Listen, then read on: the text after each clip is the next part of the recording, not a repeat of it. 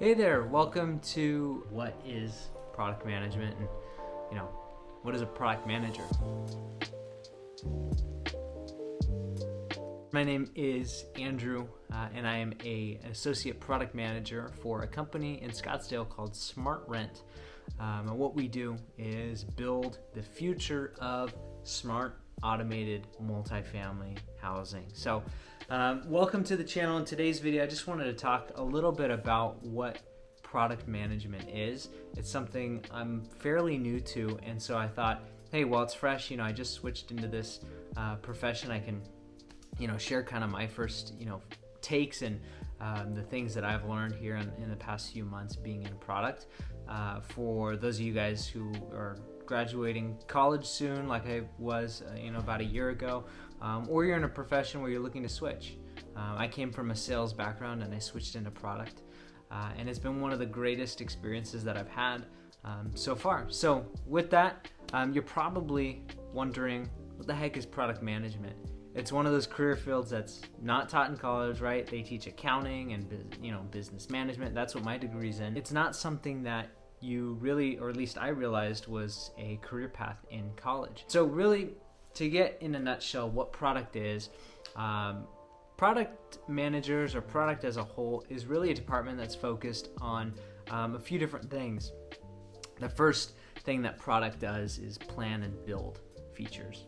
The second thing is to prioritize features. And then the third item that we really do is we manage features. So what does that mean?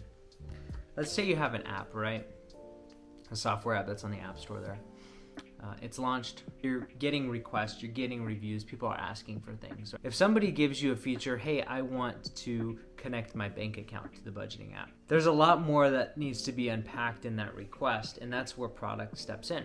So if we take a request that says, I want to connect my bank account, we say, okay, obviously we don't currently allow you to connect your bank account. How are we going to let you connect your bank account? Are we going to build something in? Are we going to use a third party like a service like Plaid, for example? Are we going to allow you to connect multiple accounts or just one account? How are we going to work with two-factor or multi-factor authentication? What happens when you have more accounts than what we will support? Do you receive some sort of an error message? How do we display those accounts once they're connected? Are there any contracts we need to set up in place? What are the security regulations around that particular feature, right?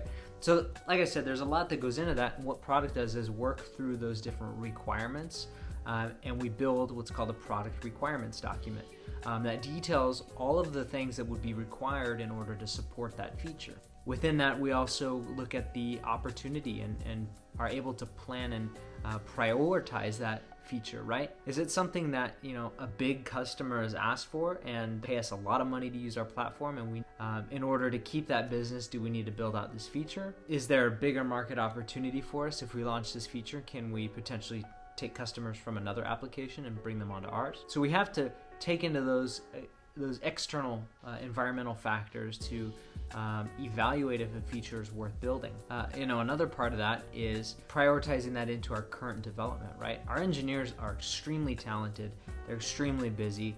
They're building the application, right? It's an art, it's a craft to them. And the challenge is that we have to make sure that the things that engineers are receiving to be able to work on are the most mission critical items, right? Everyone has 24 hours in their day, and out of that 24 hours, only 8 to 12 are spent on work. And with engineers are very expensive, right? Very talented, and they're very skilled. So we have to make sure that we're using that resource of expert engineering talent is utilized.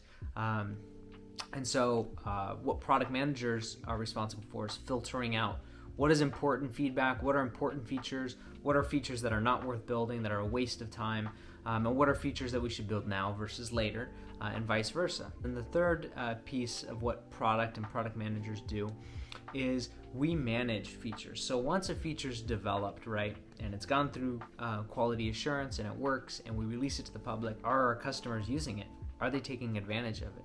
Do they have any complaints? Is it easy to use? So we manage that feedback from our clients, from our customers, to make sure that the feature is working as it should, and if there's any adjustments that need to be made, if there's a secondary version that we need to release, if there's bugs, Things like that are what product managers do to ensure the long-term success of a particular feature or features, or in some cases even a product. So across the industry, companies like Google or Instagram or Microsoft, Meta, they all have very large product departments. And these departments are responsible for architecting, at a high level what these features are and putting together those requirements. Because when you're launching something that is critical and it uses a lot of different moving parts, product managers are responsible for making sure that all those boxes are checked, that the homework has been done, that this is meeting, say, our terms of service or our terms and conditions. There's no security concerns, that the workflows make sense, right? User gets to this screen and then they go to this screen and then they go to the following screen. Is that a correct workflow? Is that easy? Right? What buttons do they click? What color are the buttons? Why are the buttons located where they are? All of those things go into product. So I know it's a wide range of things that product managers do. So to give you a little bit of insight, when you're looking, or when you're thinking about if product's going to be a career for you, to give you a little insight on what a day in product manager role looks like. Typically, let's say I get up at, let's say 7 o'clock, and my first meeting's at 9.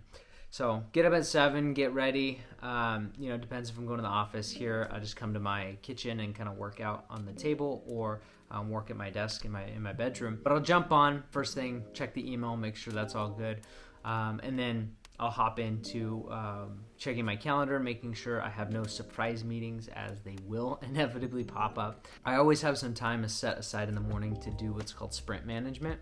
So what I'll do is jump into Jira, make sure all of our tickets are tracking along good. I'll usually send a message to some of the team if there's any tickets that are flagged, anything that needs to be merged into QA.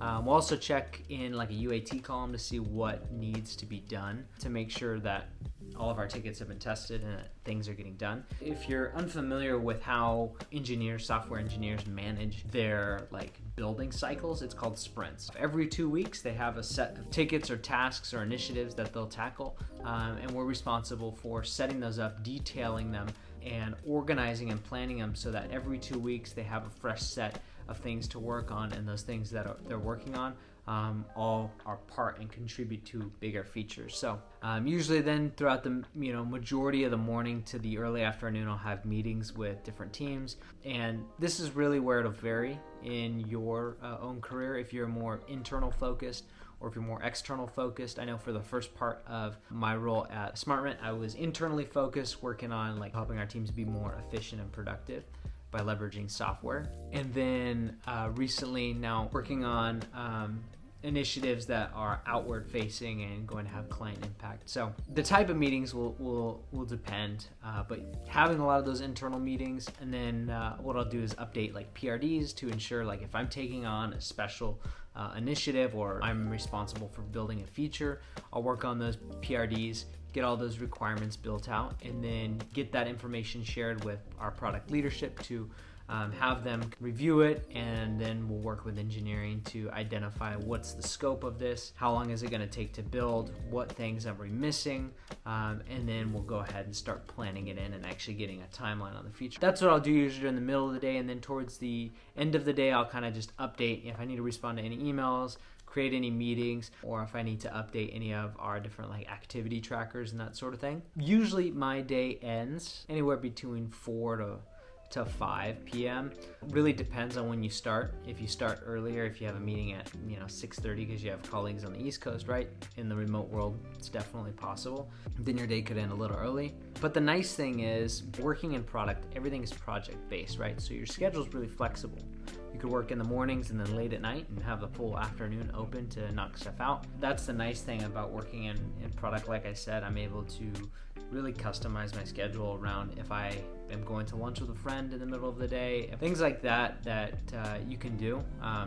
Really were a benefit, and had a benefit that I didn't realize when I switched over, but now I've come to really appreciate. So now that you know a little bit about what product is, what a product manager does, and then what a typical day, I guess you could say, it looks like, you're probably wondering about the salary. The average salary for a product manager, just on Glassdoor right here, is about $113,000 here in the US. Product is a very well-paying role. There's a lot of compensation and compensation benefits for product because it's such a crucial role, and especially in today's job market, employers are looking really to hire whoever they can, and so they're making compensation packages very competitive. So definitely a well-compensated role. So now that you know a little bit about that, kind of give you my take on it. I started in October at SmartRent. I remember my first week was all in office. So at the time they had a lot of the team fly in, and it was kind of a busy time, but was able to get in. It was a big shock coming from a sales environment. The meetings are very strategic, and there's a lot of time to focus on building requirements and building PRDs and user journey maps and designing things. So that was definitely a natural fit for me, just because I've always been a builder since I was young. I used to design websites when I was in high school and through college, and always enjoyed keeping my hands busy. So that's personally why I like product. If you're a college junior or senior, I would definitely suggest checking out tech companies that are around you. I would particularly recommend software because that's the only thing I know, the only thing I could recommend. But I would suggest looking for product management internships or opportunities there. I know there's a lot of organizations, companies out here in Phoenix who are looking for product management interns, and it's a great opportunity to get your feet wet and learn a little bit about how to manage product, how to design features and launch features, and make sure that features are working well. And then if you're looking for a career change, a career pivot, I would definitely just say go out and start applying to stuff. Watch a couple videos, like if you're doing right now, watching this video on what is product management. I would definitely check out Parker Rex, and then I would look at Product School and kind of comb through a couple of their documents as well, and their videos are very interesting. But and you can find TED Talks and all that stuff from CPOs at Google and Microsoft or whatever. But would definitely just start applying, because that was the biggest thing for me when it came down to product. Was I didn't understand a whole lot, right? I learned more probably in the interview process than I did when I actually interviewed or applied for the interview. It was the one of the best decisions I made because it's so fun. It's just a very fulfilling career at the end of the day. So I would definitely apply. Product is definitely a very awesome career. But again, don't take my word for it. I've only been in it for a couple months. I switched back in October, so I'm pretty green when it comes to product. However, wanted to just jump on here, share my thoughts kind of unfiltered here. I know I pretty new to YouTube, but wanted to document that because I imagine just like me, there's probably a couple other folks out there that are curious. If you guys have any questions, please feel free to just drop a comment on the video, and I'll check it, and if I can answer it, I'll answer it. Appreciate you checking out my video. Hope you stick around, and I'll probably produce a couple more things here around product management if this makes sense and you guys like it. But feel free to like the video and subscribe, and look forward to sharing some more videos soon. Thanks.